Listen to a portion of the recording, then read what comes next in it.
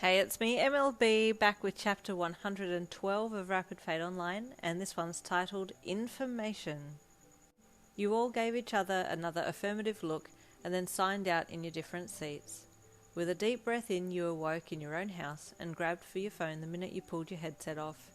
Tamaki, waking up in his bed at his place, heard his phone ringing and reached over to get it, forgetting to pull his headset off and getting confused momentarily as to why he couldn't get the phone to his ear. "Hello?" you asked, hearing scuffling noises on the other end. "Hello, Yin," he finally said. "Hi, baby. Long time no see," you joked.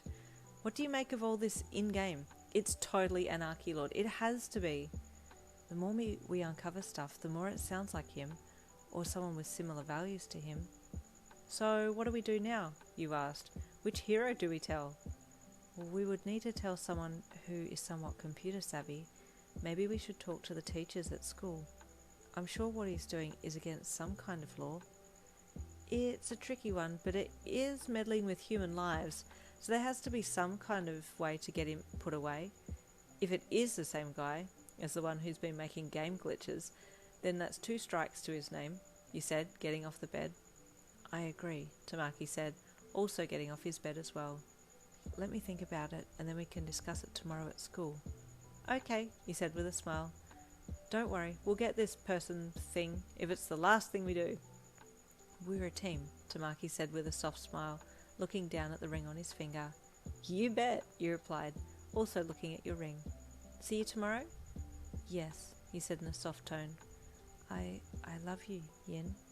"I love you more, Jiki. See you tomorrow?" "What about Sir Night Eye?" you offered later the next day. Tamaki hummed softly. "We need someone who knows computer stuff," you said, laying back on the school lawn and looking up into the sky. "But I don't know who to contact about it." "We should leave it to the teachers," Tamaki said softly. "We're still students, and this is heavy law involvement." "I guess you're right," you sighed. "Okay, we'll talk to the teachers after school. But do we have enough evidence to put a case forward?" "Not sure, but we can try," Tamaki replied. "It's our only shot." "True," you sighed again, letting silence take over for a little bit before changing subjects. "Oh hey, do we hear about the internship soon?" "Yes, I think it's at the end of this week," he said with a small smile, as he shifted closer to you on the grass and intertwined his fingers with yours. "I hope we're together," you said hopefully. "Even if we're not, it won't be long until we're living together," he said reassuringly. "Then we'll never be apart again."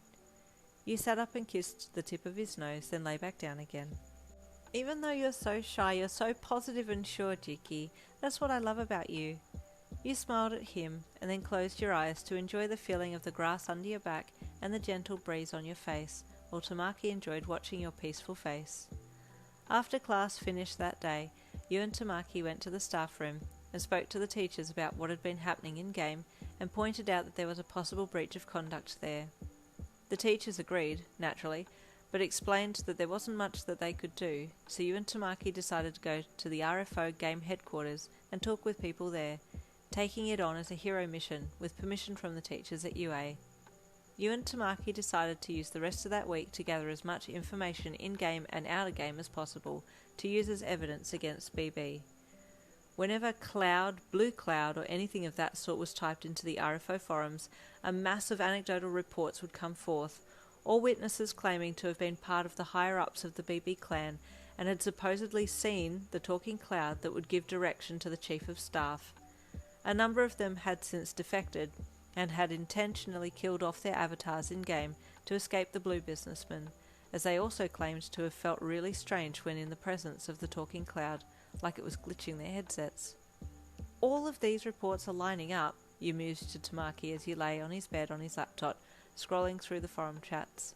"They're all saying the same thing, and all feeling the same things, so I'm inclined to believe that there's something to it.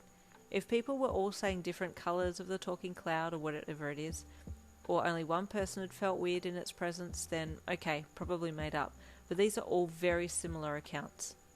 Tamaki nodded, reading over your shoulder as he sat beside you on the bed.